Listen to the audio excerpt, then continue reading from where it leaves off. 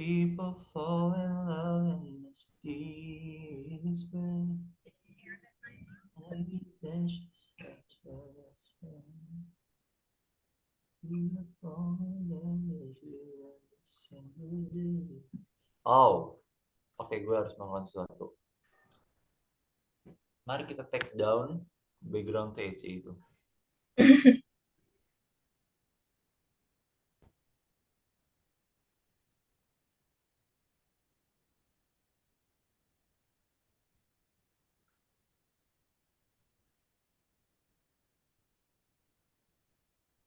Halo guys. Halo. Nah, itu Buka gue. Sorry, gue baru bangun anjing. Gue panik cok. Gue kayak join zoom apa terus kayak lupa baru nah, inget. Ya udah ayo. nah benar banget tuh. Bener Udah weh. banget. Enough. Wait. Belum pakai gue aku taruh mana ya? Gue nggak pengen pakai muka deh. Apa sih kok Ami aja? Take down, Mbak. Miguel mana nih, Gel? What? Why is not that? Kameranya ngikutin. Gimana sih cara ngapusnya anjir? Ini. Coba.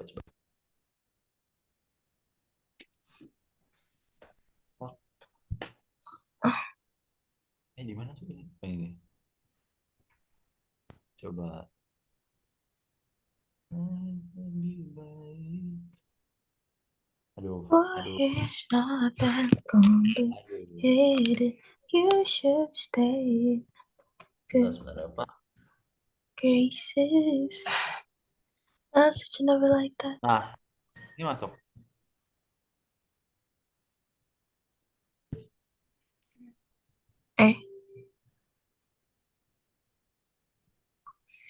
Oh, paling gini jadinya guys. Ya nggak apa-apa sih, gue nggak peduli. Ya udah. Lu sambil buka Canva berarti. Oke, Kak, jadi pembagiannya kayak kemarin, gue kesimpulan sama gue bacain ini. Flowchart. Flowchart, oke. Gue apa? Sorry. Ini ngantuk banget. Lu yang awal-awal mah file bagi 2. Coba Dari yang mana? mana? Wait. Yang mana?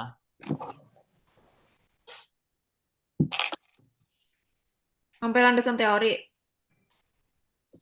Gue mau liatin. Masalah itu bagian kalian. Gue nggak tahu. Bebas. Golkar lu 34, gue 56 ya. Gimana? Gue apa aja? Latar belakang rumusan. Gue tujuan landasan. Oke. Oke, sudah siap.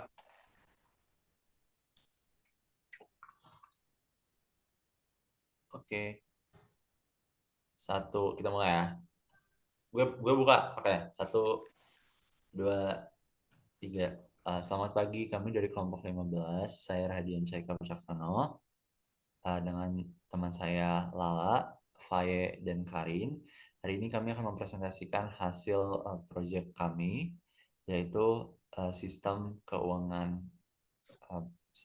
manajemen keuangan pribadi atau money management system yang telah kami susun.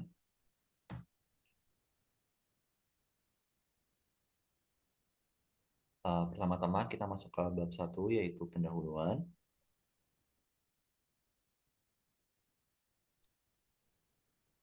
Pertama, saya akan menjelaskan tentang latar belakang untuk program kita.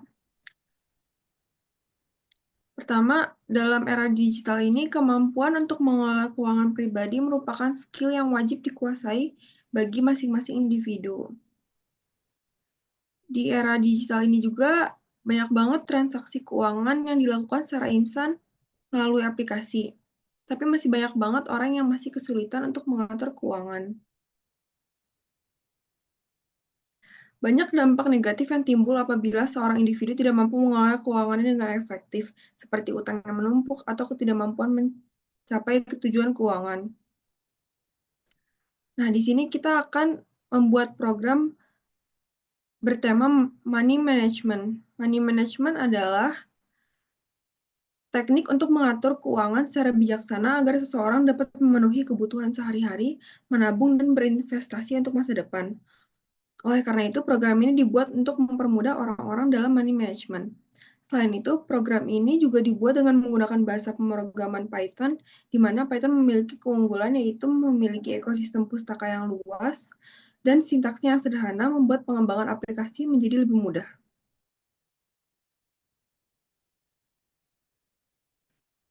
Untuk rumusan masalah yang pertama, bagaimana sistem pemrograman yang akan dipakai pada program sistem manajemen keuangan pribadi? Yang kedua, bagaimana program ini dapat mengelola keuangan suatu individu? Dan yang ketiga, bagaimana flowchart dari program sistem manajemen keuangan pribadi tersebut?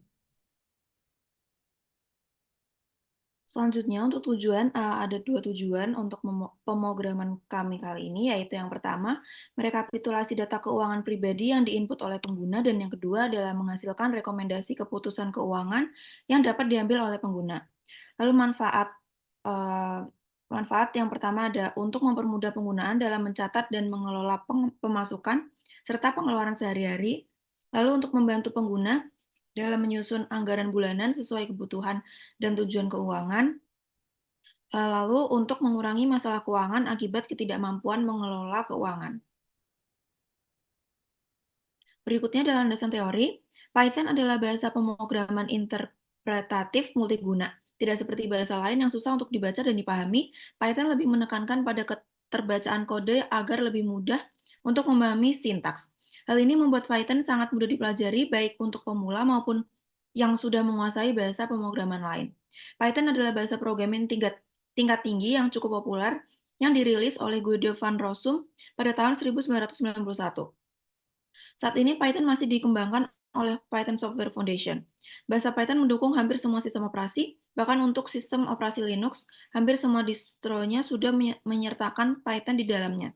Secara umum, pernyataan pada bahasa pemrograman akan dieksekusi secara berurutan. Pertanyaan pertama dalam sebuah fungsi dijalankan pertama, diikuti oleh kedua, dan seterusnya. Akan tetapi, terdapat akan situasi di mana kode perlu ditulis dengan jumlah banyak. Jika dilakukan secara manual, hal ini akan membuang-buang tenaga dengan menulis beratus-ratus, bahkan beribu-ribu kode. Untuk itu diperlukan penggunaan fungsi pengulangan dalam bahasa pemrograman Python. Selanjutnya kita akan masuk ke pembahasan. Untuk yang pertama adalah dekomposisi dari program kami. Istilah dekomposisi sendiri merupakan metode dalam berpikir komputasional yang memecahkan masalah kompleks menjadi submasalah yang lebih kecil agar masalah tersebut mudah dipahami dan dapat diselesaikan. Nah, untuk masalah pertamanya adalah penginputan data. Kami membagi menjadi beberapa submasalah lagi, yaitu penginputan data pemasukan uang. Ini digunakan untuk mencatat jumlah pemasukan dari pengguna. Lalu penginputan data rentang waktu penggunaan uang, ini digunakan untuk mengatur periode mulai dari harian, mingguan, atau bulanan, di mana pemasukan ini akan dihabiskan. Dan yang terakhir adalah penyimpanan data pemasukan uang dan rentang penggunaan uang. Jadi ini digunakan untuk menyimpan data pemasukan dan periode penggunaan yang akan digunakan sebagai dasar pengelolaan pengeluarannya. Untuk masalah selanjutnya adalah penyertiran keuangan. Nah, jadi di sini dibagi menjadi dua submasalah, yaitu pilihan untuk menabung dan pilihan untuk tidak menabung. Yang selanjutnya adalah pengelolaan data pengguna, di mana ada maximum spending. Ini untuk menghitung batas maksimal pengeluaran berdasarkan data yang sudah didapatkan. Nah, jadi jika ada uang yang ditabung, maksimum spending adalah pemasukan dikurangi oleh besar uang yang ditabung, lalu dibagi oleh rentang waktu penggunaan uang. Jika tidak ada uang yang ditabung, maksimum spending adalah pemasukan dibagi oleh rentang waktu penggunaan uang. Masalah yang terakhir adalah tentang penggunaan uang.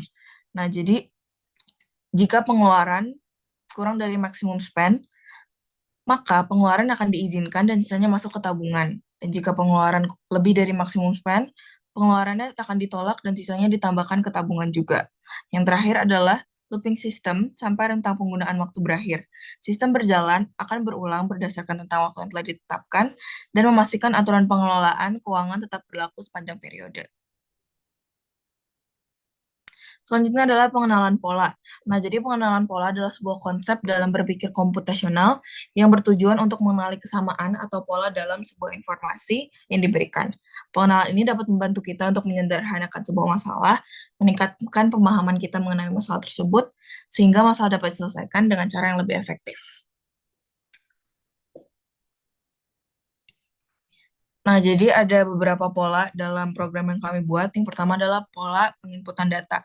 Pola ini mencangkup proses pencatatan data, pemasukan, dan periode penggunaan yang dilakukan pengguna setiap kali mulai pengelolaan baru. Yang selanjutnya adalah pola pengambilan keputusan.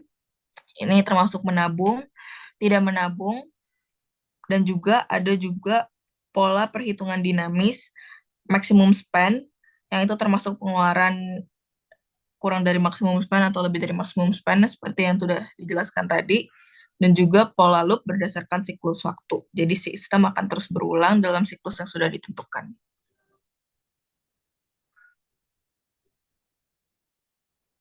Oke, baik. Selanjutnya, berikut merupakan flowchart yang telah kami buat. Yang pertama-tama, pengguna akan memulai perjalanannya pada program ini dengan memasukkan penghasilan bulanan mereka pada bulan tersebut.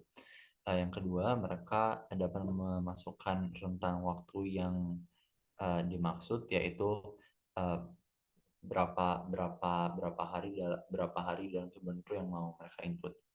Selanjutnya, akan tampil pertanyaan apakah ada uang yang mau ditabung dari pengguna atau tidak. Apabila iya, maka akan pengguna dapat memasukkan tujuan dan jumlah tabungan yang mereka harapkan, serta pertanyaan lanjutan dari itu adalah apakah masih ada nominal yang ingin ditabung. Jika iya, maka itu akan looping untuk ke flowchart yang input tujuan dan jumlah tabungan. Sebaliknya, jika dari awal pengguna sudah menyatakan bahwa tidak ada uang yang ditabung, maka ia langsung diarahkan ke kolom atau bagian di mana pengguna bisa memasukkan maksimum speed yang diharapkan.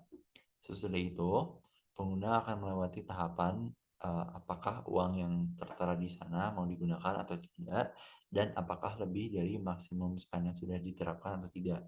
Apabila tidak lebih dari maksimum spend yang sudah diterapkan, maka uang tidak bisa digunakan dan akan kembali ke tabungan. Mohon maaf, ini sepertinya ada sedikit terbalik di sini.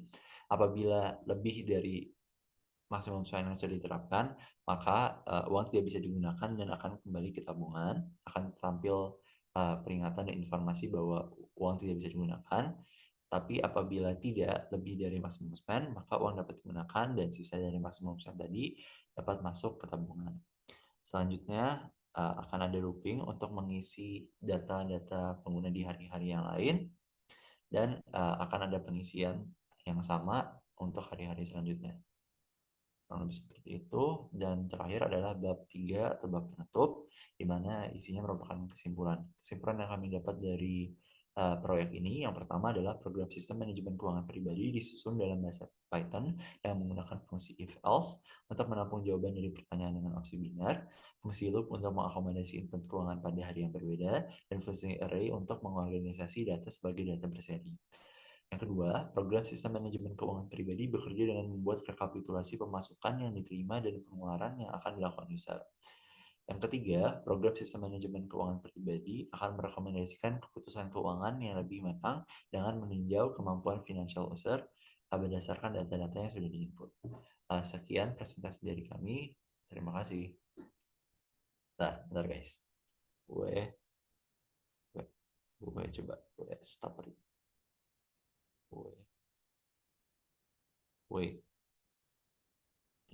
Stop. Oke, harusnya sudah sih. Sebentar ya. Harusnya sudah. Sebentar gue cek. Oke. Aman. Kalian siap-siap dulu aja. Thank you. Sampai ketemu di kampus. Ini udah. Udah jam 8. Yeay. Gue tadi ketiduran terus anjing pas itu sorry ya, kayaknya masuk deh, nggak tahu nih. Gue kayak Nggak masuk gak sih? Kan ini yang ngomong doang. oh iya Harusnya Oh gitu. iya, Puji Tuhan. gue Yaudah, foto Jadi kayak tadi layoutnya taruh kayak di gini. Ya udah. yaudah yuk kita OTW kampus. Sampai ketemu di kampus. Bye. Oke, bye-bye. guys. Guys, bawa laptop nggak? Bawa nggak ya? Bawa dah.